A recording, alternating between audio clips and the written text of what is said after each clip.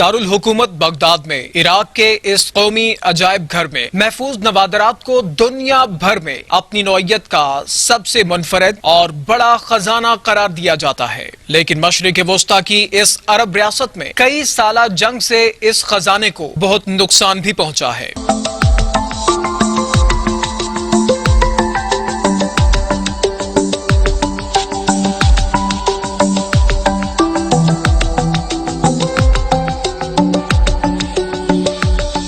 اس museum میں بابل اور اسوریا کے تہذیبی ادوار کی بے شمار باقیات موجود ہیں، مجسمے، قدیم اشیاء اور ہزاروں سال پہلے کے طرز زندگی کے نمونے جو بہت سے بڑے بڑے نمائشی ہالز میں شیشے کی نئی پرانی اور گرد آلود یا چمکتی ہوئی الماریوں میں رکھے گئے ہیں۔ اس میوزیم میں مجموعی طور پر 24 گیلریاں ہیں جہاں تک عام شائقین اور مہمانوں کو رسائی کی اجازت ہے۔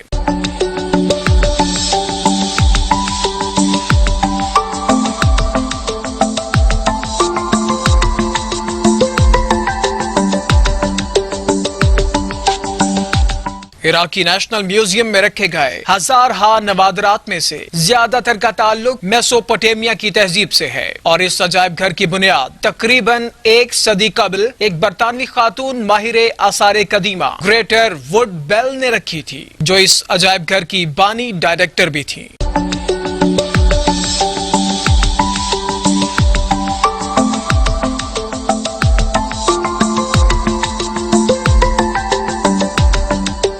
اس عجائب گھر کی شروع میں بنائی گئی پہلی عمارت جلد ہی بھر گئی تھی، پھر جرمن ماہر تعمیرات ورینر مارچ کی ڈیزائن کردہ ایک نئی عمارت تعمیر کی گئی جس کا افتتاح 1966 میں ہوا تھا، جو آج تک استعمال ہو رہی ہے۔ اس عجائب گھر میں مجموعی طور پر 1,40,000 نوادرات موجود ہیں، جن کے اب تک بھی صرف ایک چھوٹے سے حصے کی نمائش کی جا سکتی ہے۔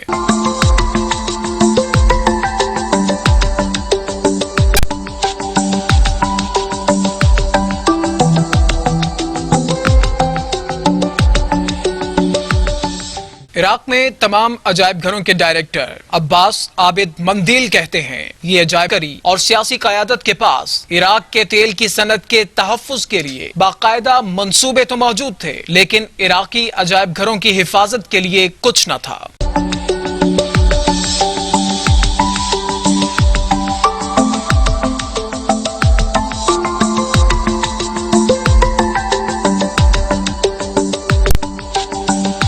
منصوبہ یا طریقہ کار تھا ہی نہیں جس کی مدد سے وہ اس میوزیم میں موجود خزانے کی لوٹ مار کو روک سکتے۔ عجائب گھر سے کم از کم بھی 15,000 انتہائی بیش قیمت نوادرات چرا لیے گئے تھے۔ آج تک ان نوادرات میں سے اس عجائب گھر کو صرف 4300 چوری شدہ قدیم نمونے واپس ملے ہیں۔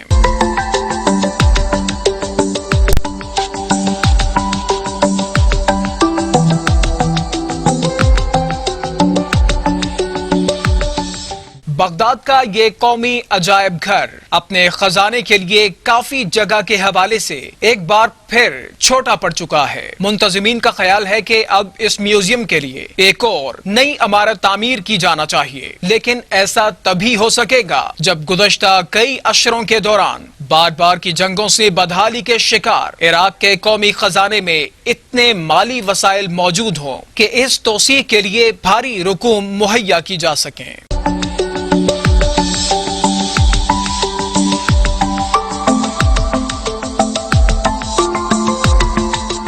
عراقی نیشنل میوزیم کی انسانیت کی ثقافتی میراث کے حوالے سے اہمیت کیا ہے، اس بارے میں منتظمین کا موقف بہت واضح ہے۔ وہ کہتے ہیں انتہائی قدیم لیکن بہت شاندار تہذیب کی باقیات کا سب سے بڑا خزانہ، جس میں قدیم فنون سے لے کر تاریخ تک سب کچھ شامل ہے، لیکن یہاں تو بات کسی ایک قوم سے بڑھ کر پوری انسانیت کی ہے۔ اپنے اجداد کی تاریخ کا علم و شعور کسی بھی انسان کے لیے ایک بیش قیمت اثاثہ ہوتا ہے۔